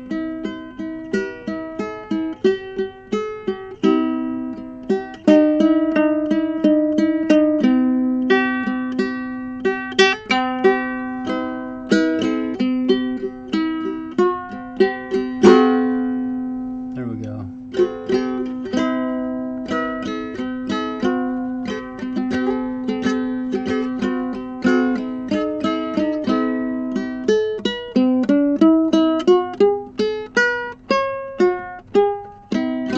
Can't wrap my head around playing a ukulele.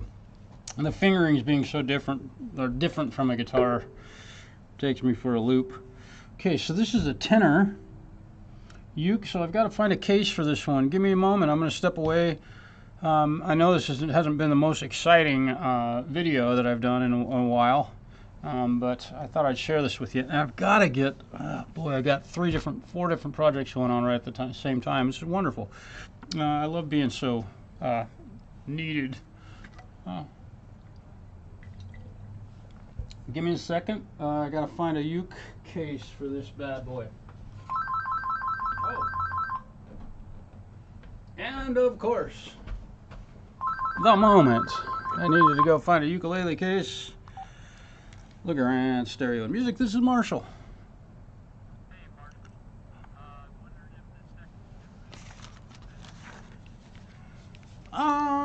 What are you after? Oh yeah. Let's see. I do not see that it has arrived yet. I don't know how I could do that. Who did you purchase it from?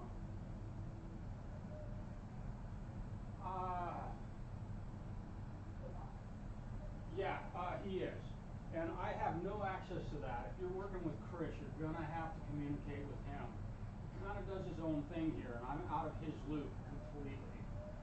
So I would maybe send him a text if you can do that. I just don't have any info on that for you, brother. I'm sorry. He does his own thing here, so yeah. I wish I could help you there. Yeah. Okay. All right. Shoot him a text. He usually will respond, but he's probably neck deep in a vehicle right at the moment, so he may not. It might take him a little bit to get back to you. Okay. All right, brother. All right. You're welcome. Thanks. Bye. So, in fact, this is what I was hoping that the other ukulele would look like, but it didn't quite turn out that neat, which I'm okay with. Now it's time to find a case. My fearless leader is back. Cool. Not a case, we're gonna get a big bag. Big bag.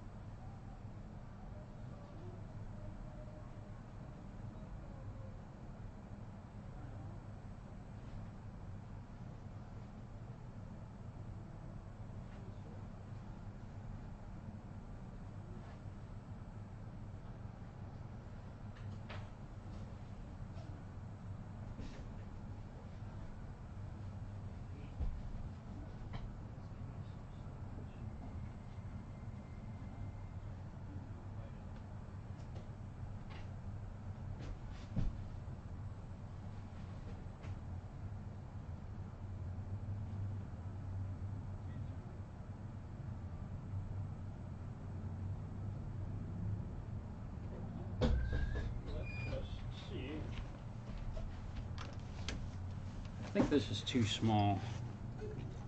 I'm almost certain this is too small. Yes, it is. I gotta find a different one. Matching up gig bags with the instruments is a nightmare. Because it's just a nightmare.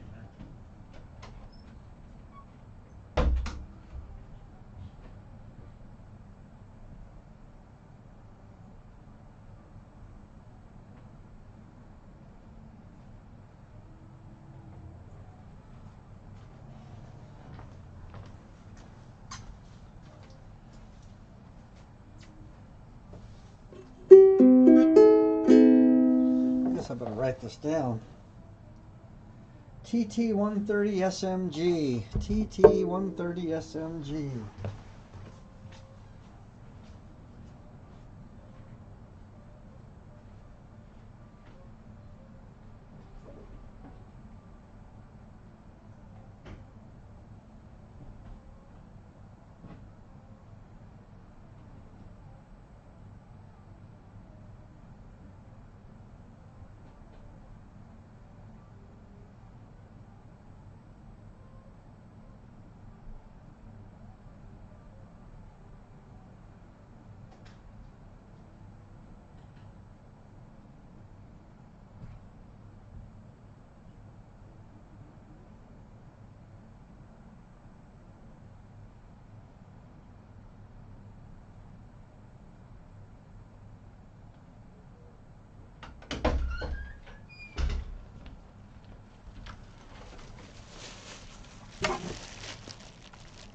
Nope. I don't have a bag that fits that. Ay, ay, ay. Well.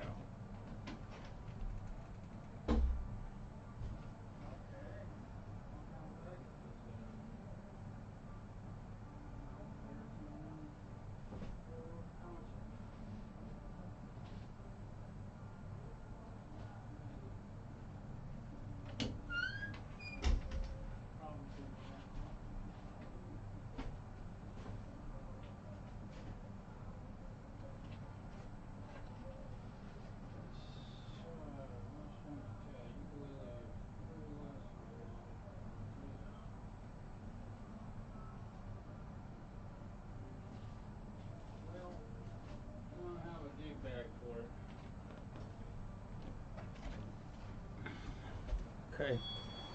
Well, I've done all I can do. I do not have a bag for that. I don't have a bag that's going to fit this concert uke. What happens is these come with bags, and then the bag gets used when we sell a soprano ukulele, so we get all these soprano ukulele bags left over that don't fit the concert ukes. And it's just because people are hurrying most of the time, I think. And I don't know if my video, yeah, no, my video is still working. That's amazing. So, I'm going to go ahead and put this over here.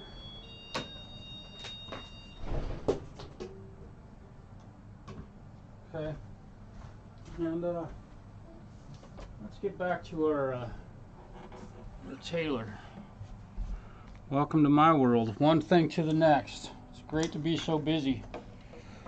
Okay, so here we are with our neck divots all filled, right? And I'm going to take one of my favorite tools in the world, and actually I'm going to change this blade out to a rounded blade. Where are you? Let's see. Come on, rounded blades. There's my rounded blades. We're going to put a brand spanking new blade on here, and we're going to get busy. Here we go.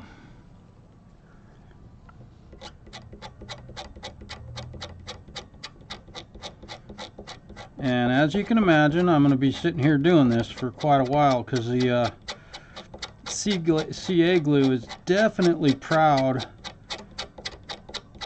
of the crack or the divot that was in this guitar, and it's proud by a lot. I built it up way too much, which is generally perfect. What YouTube channel uses that constantly? That's way too much. Perfect. Can you name that channel? It's one of my favorites. The guy is just amazing. Such a great dad and husband and mechanic. I don't even work on cars, but I sure do love his YouTube channel. Am I giving it away? Do you know who I'm talking about?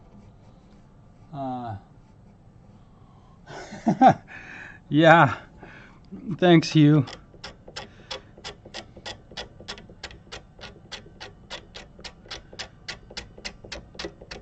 And this is the process that you go through when you're filling divots on an instrument. Now, I'm not worried about scuffing the actual lacquer on this instrument because it'll all get sanded and buffed out in this process. And in fact, I kind of would like to rough the finish up a little bit to help this blend, this repair blend. So right now I'm just getting rid of the heavy excess CA glue that's on here.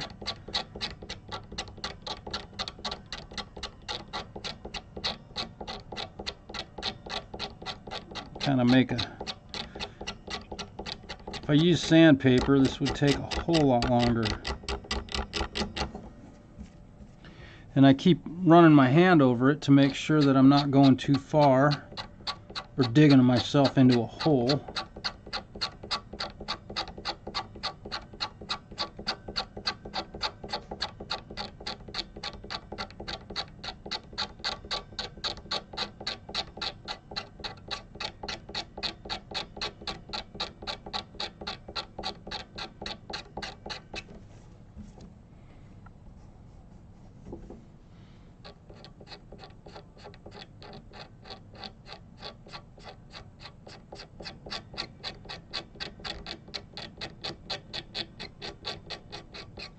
Another thing I love about Taylor guitars is how accurate and beautiful their finish work is. These guys do a fantastic job with their finish. I put them in the same league as Paul Reed Smith. I think they do some of the best finishes on electric guitars in the history of guitars.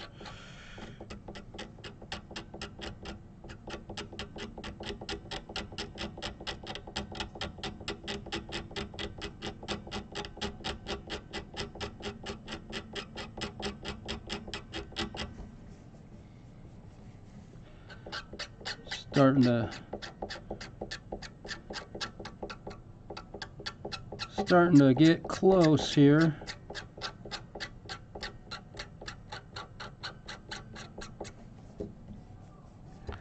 Getting to the point where, oops, now it might be time to start thinking about using a little bit of sandpaper on this.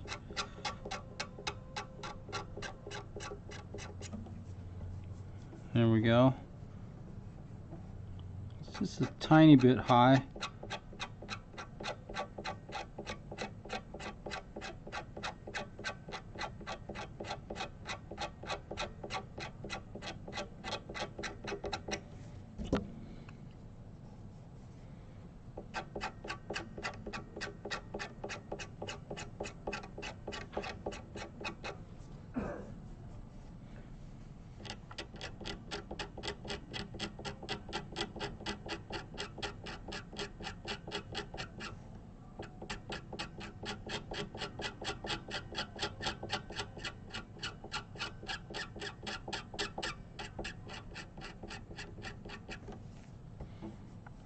Now we're talking.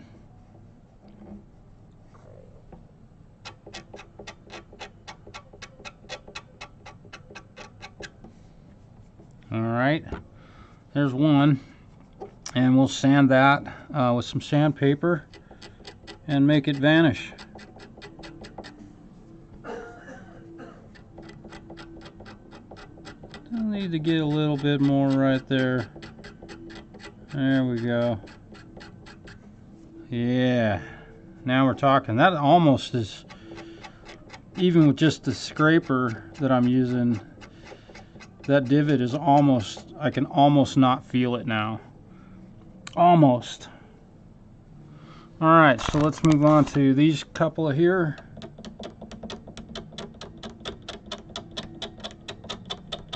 Don't hit the like button unless you like what you're learning, please.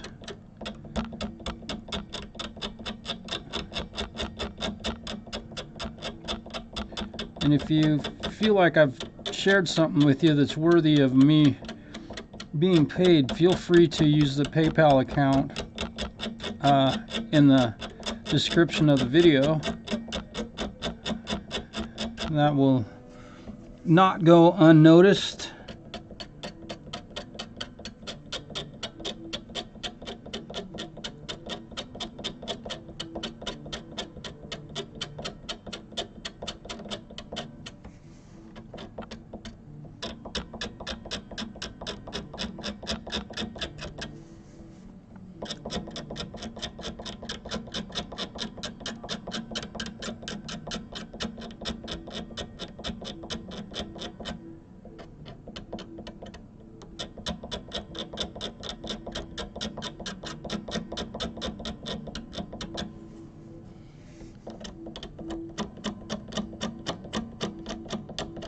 Got way too much in this one here. I got a little carried away. This is gonna take a lot of scraping here. I used way too much, which is utterly perfect, but here we go. Alright, well, you can see what I'm up against here, and what I'll try and do, I'm gonna have to get going. It's about time for me to have some lunch. I gotta eat at a regular time. So what I'll try and do is maybe finish this up, and possibly tomorrow do a live stream where I'm actually finishing up the finish, so you can see what this looks like when it's done. And I appreciate all the questions and input from you all, and I appreciate you all hanging with me. And I hope that somebody may have learned something today with the heat and moisture, using a soldering gun to try and remove some dents and or divots in a neck on a guitar. You can use that on any part of the guitar. So you all have a really wonderful Thursday, and thanks for joining me. Peace, y'all.